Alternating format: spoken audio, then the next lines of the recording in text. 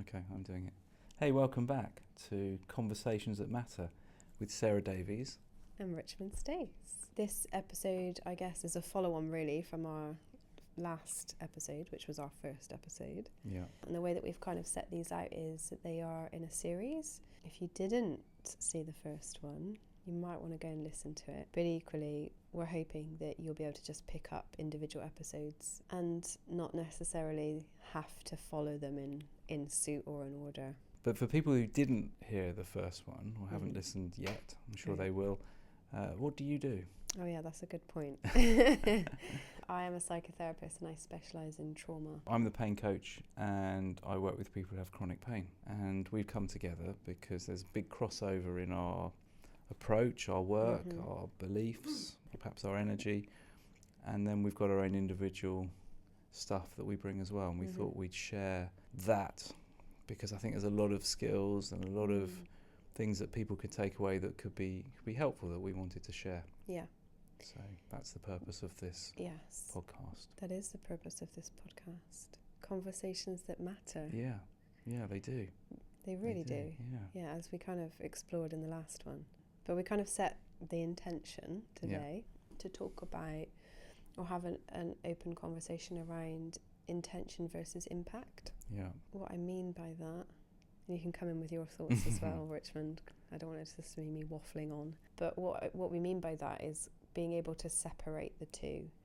So being able to look at the intention and not just focus on the impact. We'll kind of dig down a bit more into this in a minute. But often I think we get consumed with the impact. Yeah. So it might be the impact that someone's had on you, the impact of the conversation, the impact of how something's landed, behaviour. Yeah. And I guess when I talk about intention versus impact, I'm also thinking about, as in the last episode we talked about parts of us, kind of sub-personalities or aspects of our personality, and kind of thinking or having an open curiosity to explore their intention, the way that our parts of us move and operate within our internal system, versus the impact, which is often what is displayed in the outside world or in relationships. Yeah. We often see more of the impact rather than the intention sometimes gets lost. Yeah. I guess that ties to, we were talking about how in communication, in conversation, relationships, it starts with how you relate to yourself, essentially being available, being present, being open, being curious, to try and learn and appreciate what the other person is experiencing, trying to get that understanding. That seems to be what communication is about, getting this understanding. And if someone says something and there's an impact of that, so you feel stuff, you could just be responding in that way as opposed to trying to discover what's the intention. So perhaps the bigger picture, rather than just reacting or responding to the behaviour or what's said, to sort of try and discover what's behind that, what's the true intent. Because sometimes people do, it sounds a bit judgmental in a way, but they do good things but at the wrong time. So it doesn't come across necessarily as being so good or so helpful. So I wonder what are we encouraging people to think about here with discovering the intention behind someone's actions and behaviours? Yeah, and I think the simple answer to that is to maintain connection. Because the minute you focus on the impact, there's a disconnect. It's like, we talk about connection a lot. Connection can be, in really simple terms, just thought about in terms of, like the electricity that passes through a wire. And you're at one end and I'm at the other, and there's a current going between us. Yeah. And when we talk about disconnect, it's like something's interrupted that, so that now what I'm putting out is not reaching you, and whatever you're putting out is not reaching me for whatever reason. Yeah. So often in relationships, and when I talk about relationships, I don't just mean what we classically think of as like romantic relationships. So when we use the word relationship, we often think about partners. Yeah. But we're in relationship with everything. This is my view. We are in relationship with everything. We have a relationship with our environment, nature. We have a relationship with food. We have a relationship with sleep. Yeah. We have a relationship with our kids. So people are the people we work with. You're in relationship with someone just by being on the same bus as them. You don't have to converse with them to be in a relationship where there's no formal kind of recognition or agreement. You would expect, when you enter into kind of more formal relationships, like a working relationship or a romantic relationship, you're just in relationship with everybody. There is kind of no real separation from that. If we focus solely on the impact of people's behaviour or actions, and we lose sight of the intention, and this can also relate to ourselves. Sometimes we're left wondering about we're often left with the impact of our behaviour and how that can create ruptures in relationships. We don't often then think about what was our intention, what was the other person's intention. So arguably, when you bring it back to the intention, you can maintain connection. It's because it's very easy to misunderstand, and particularly if you get distracted by your own feelings and your own thoughts. So if you're triggered by something, or just your mind wanders, you're talking about something and that other person, we might ask them a question and then they start answering, and then your mind goes off and you're thinking about dinner or something that else you're doing or whatever it might be. So now you've lost that connection. And then somehow you've got to reconnect. So conversations, particularly more lengthy conversations, just seem to be about reconnecting, enjoying the connection, then reconnecting. But I think there's something really important about what you just said in terms of our mind sometimes wanders. So we might have a part of us that is very used to distracting or thinking about, a managerial part, like what's the next thing we need to do in our day. And kind of focusing on that, and takes us away from being present. But in those moments, it's okay. This is kind of rupture and repair we're kind of delving into a little bit here, and I don't really want to go down that road too much because that's probably another conversation for another day. There's something that you can do that brings connection straight back when you've been distracted or when your mind's gone somewhere else, is to just say that, to the other person, like, I'm so sorry, I just missed what you said because my mind wandered. Could I just check what that was about, or can I just clarify? So you're bringing authenticity.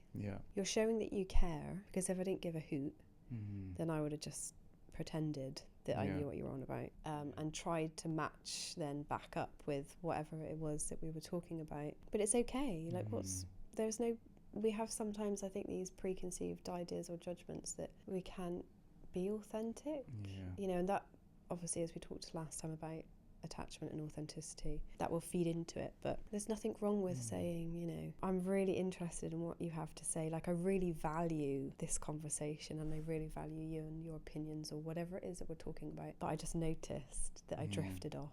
And I just wondered if you could just, re-say, or can I just check what I'd missed? Because it's important to me.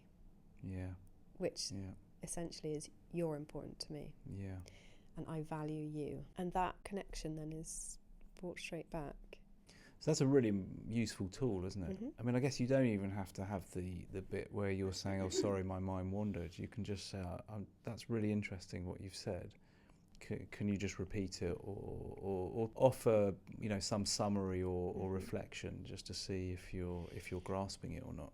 Yeah, it's interesting that there was a little bit of resistance from you to name what had happened, like my mind drifted off. I'm just wondering where that's coming from for you. Well, I mean, I get what you say about that's being very open and honest about what's happened. I suppose it depends on who you're with. If you've not met them before, you don't know how that's going to land. So that in itself may then create some sort of disconnect on their part, because they might not, because you've started by saying, sorry, my mind wandered, they might fixate on that. They could have some wound about not being heard. And particularly a lot of the people that we see who have had lots of treatments and therapies and such like before. And one of the issues, again, particularly for women, is not being heard, not being taken seriously. So if you're kind of then saying that, but then you are offering the repair immediately afterwards, but they may not hear that.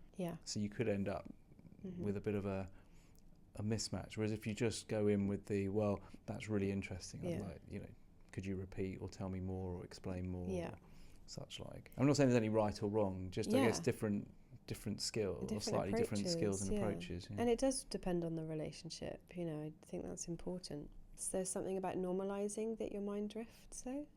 Being able to model that, especially when you're in an intense conversation, or there's something of real high value. And, you know, you don't know, there might be some neurodiversity or other things that happen for you and for the other person.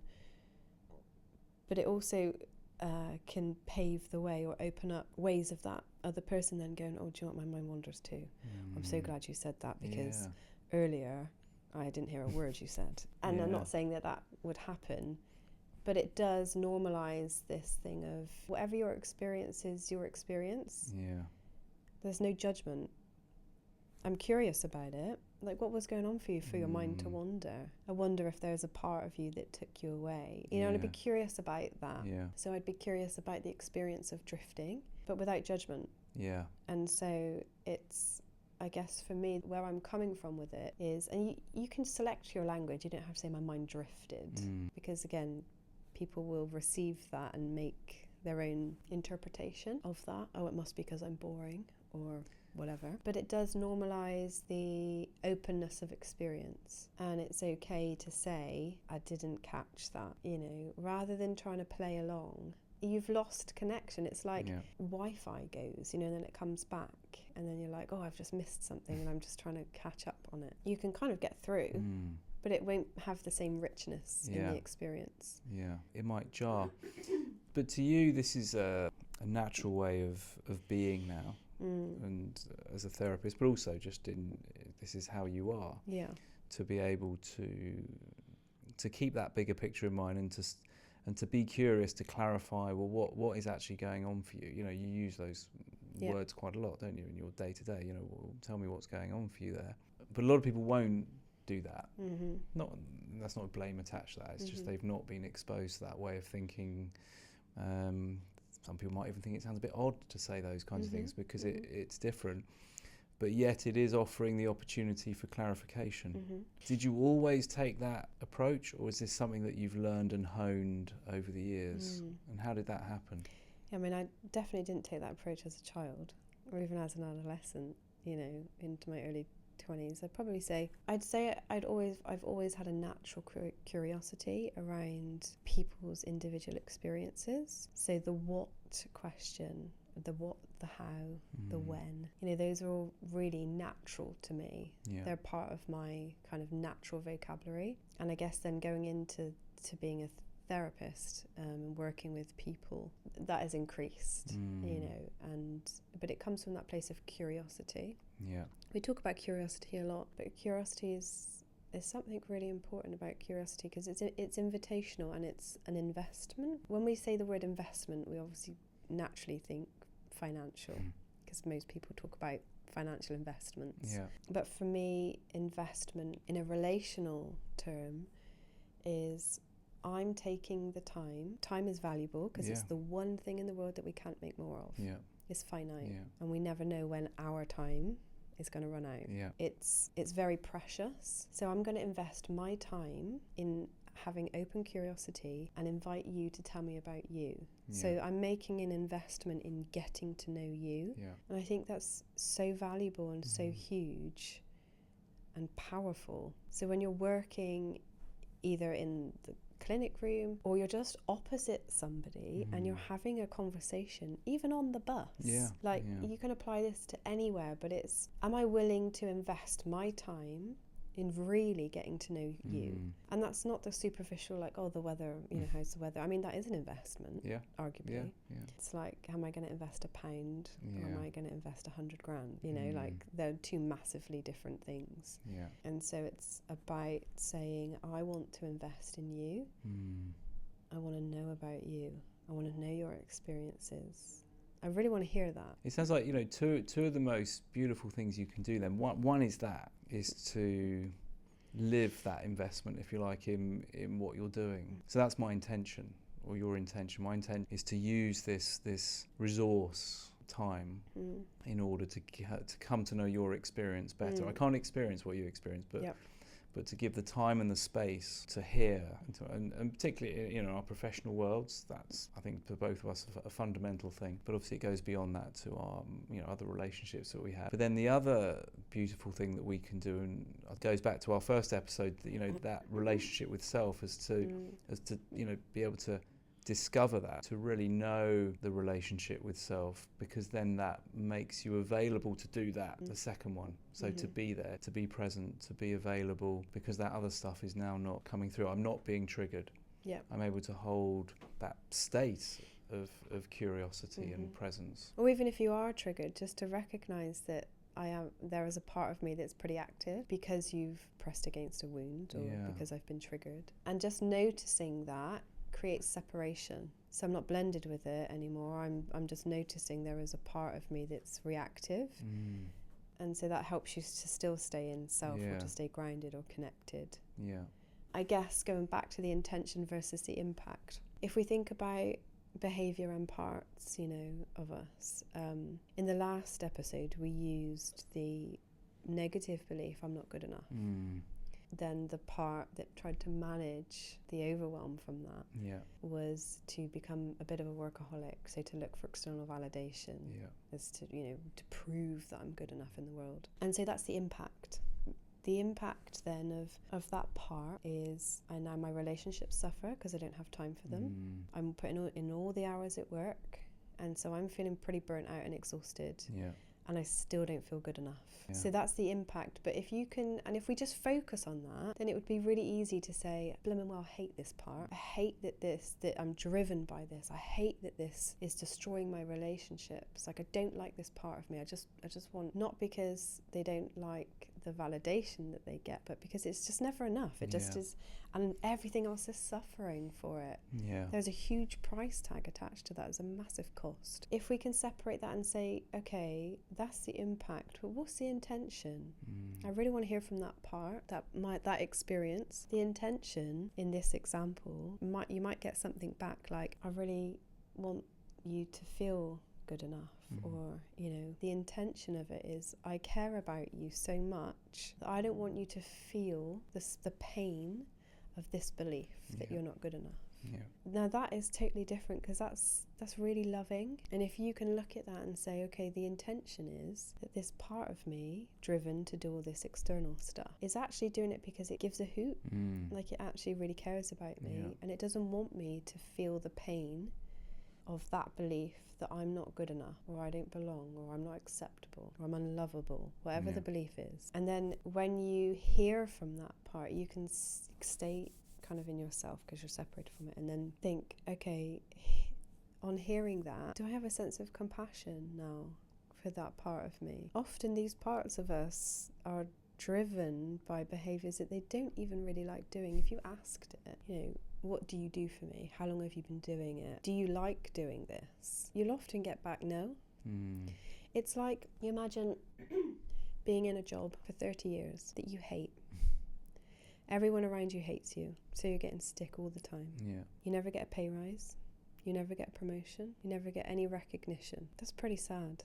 Like, for me, what comes up is, my God, I have a sense of like huge compassion. If that was a person telling you that, it would probably evoke some emotion in you. But you're talking about a part, right? I'm talking about a part of you. But you can have that. It's easy to externalize it.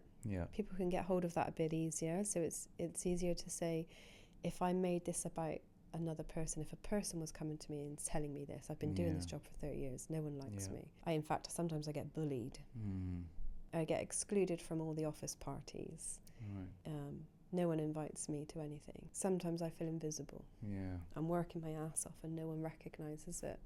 I never get put forward for promotion. I mean, for me, I definitely can say that would evoke some emotion in me. I would have definitely a sense of compassion for that person. But now if you bring that inside and internally, and you apply it to that part of you, that manager that is driven to work really hard, and there are other parts in your system that don't like it or beat down on it because it comes at a cost. So there might be another part that says, if it weren't for you, our marriage would have survived. If it weren't for you, I'd still be in contact with my kids. If it weren't for you, if we think about the internal world as this family setup or group of colleagues, it's not getting very fun time. And so separating the intention from the impact is really important because it gives space for compassion, curiosity, clarity. And so when you do that, because that's relational, isn't it? So you're now relating to this part of you, and that's common phraseology. We will say, oh, part of me thinks this, part of me thinks that. Yeah. So when you're now changing the relationship with that part and coming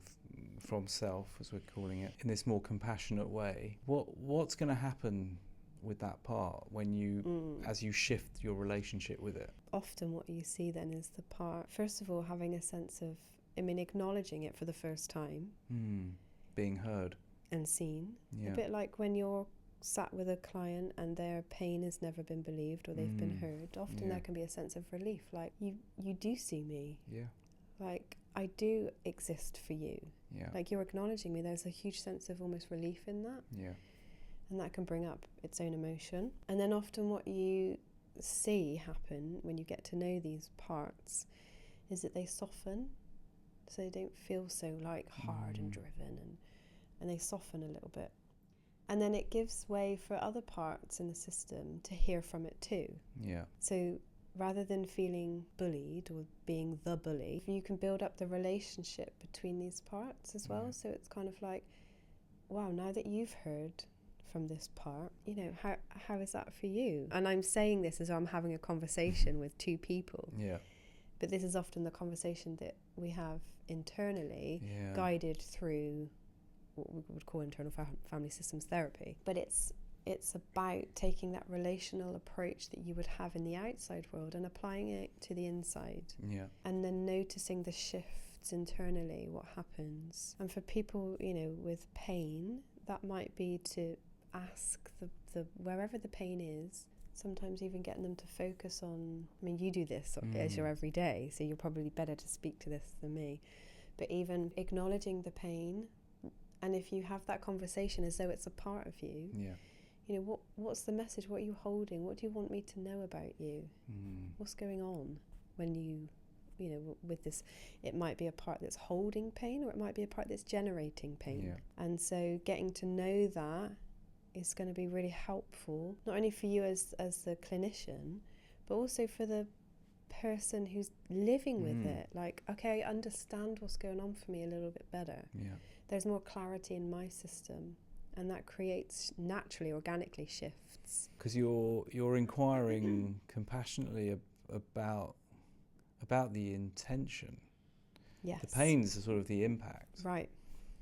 But and a lot of the, call them techniques, interventions, therapies and whatnot, are all focusing on the impact. They're all focusing on the pain itself and trying to get rid of it. But and sometimes there's a short-term relief, whether it be medication or injections, particularly the medical stuff that's done, but never transforms because it's never working at the level of the intention. What's the intention or the purpose of this pain? So until you can relate to that differently, then there seems to be only very short-term changes, or not at all, or sometimes worse.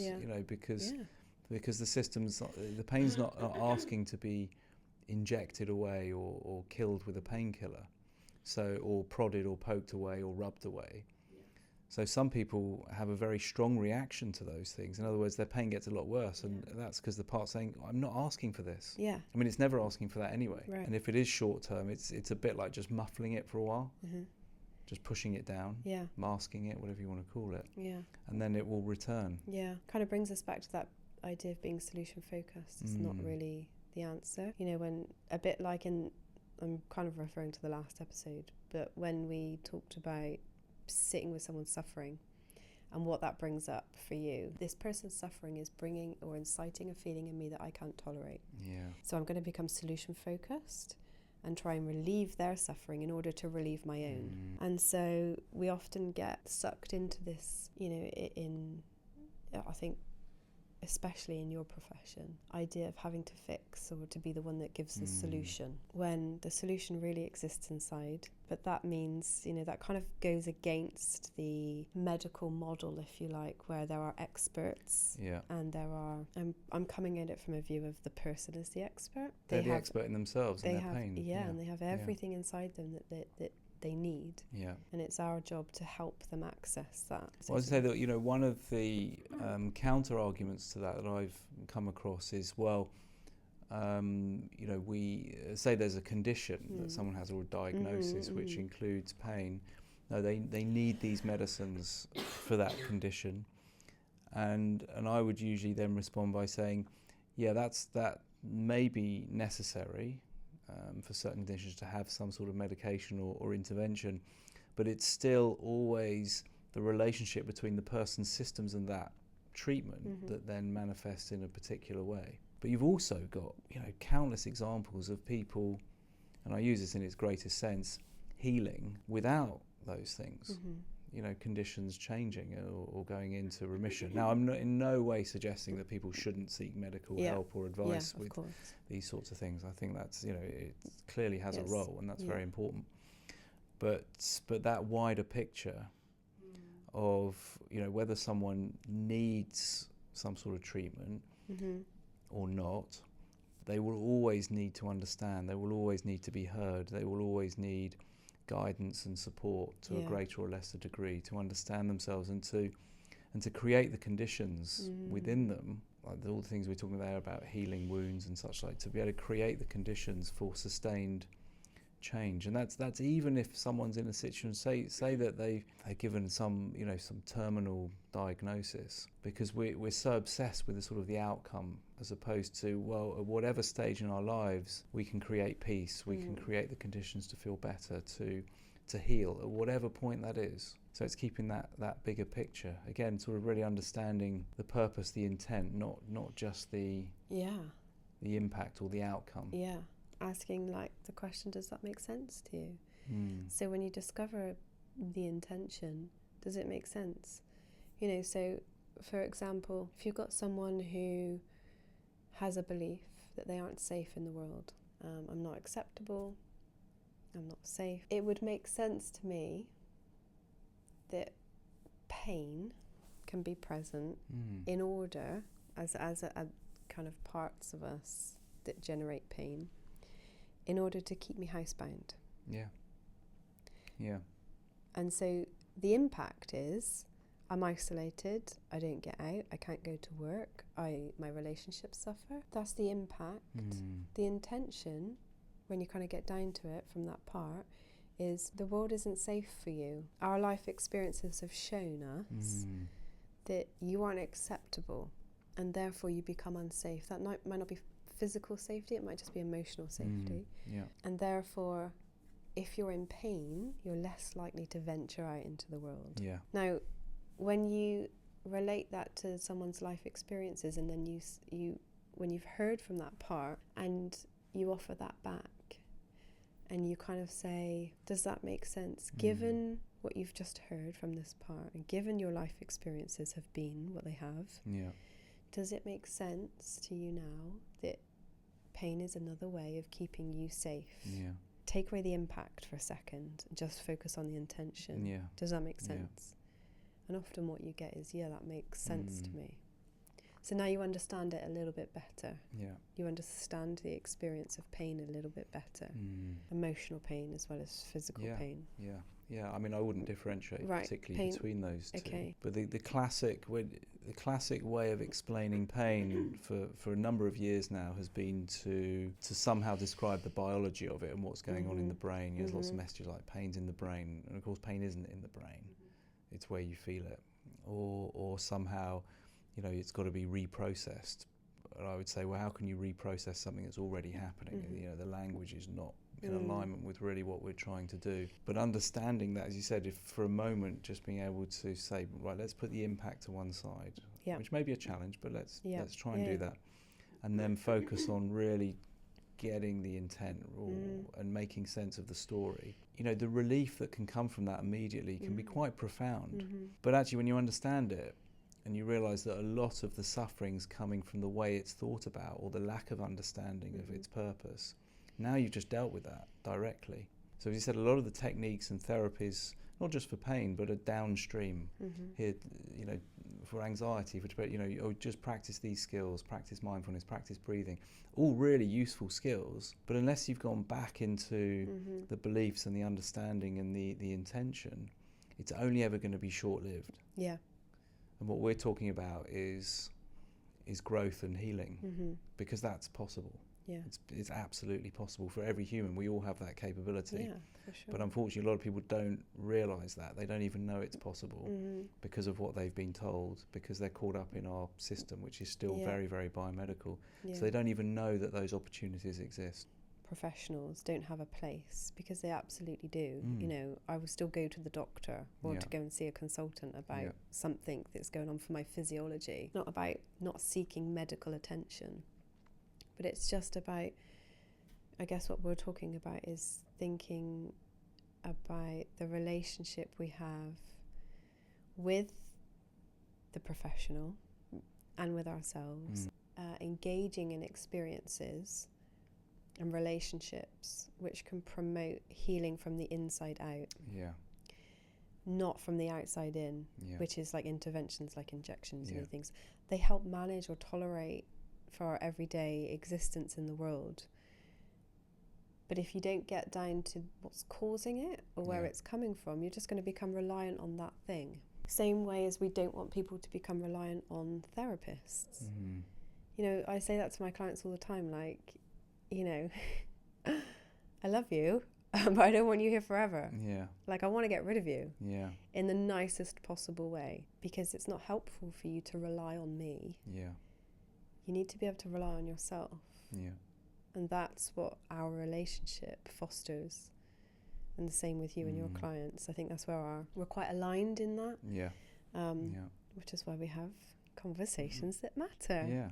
I think that probably brings us round to thinking about the end of this episode, because like every time we talk, I mean, we could just go on and on and on. There is no end to this. But for the listeners, they're probably going to start going glazed. That's the impact. Our intent is good. Our intention is to bring together meaningful conversations and things that people can take away into their own lives and reflect on, and it hopefully will impact the way they show up for the world, which will impact on the way the world shows up for them. I mean, it might put people to sleep, so anyone with insomnia that could work. might want to listen. But so well, until next time then. Until next time. Thank you. Bye.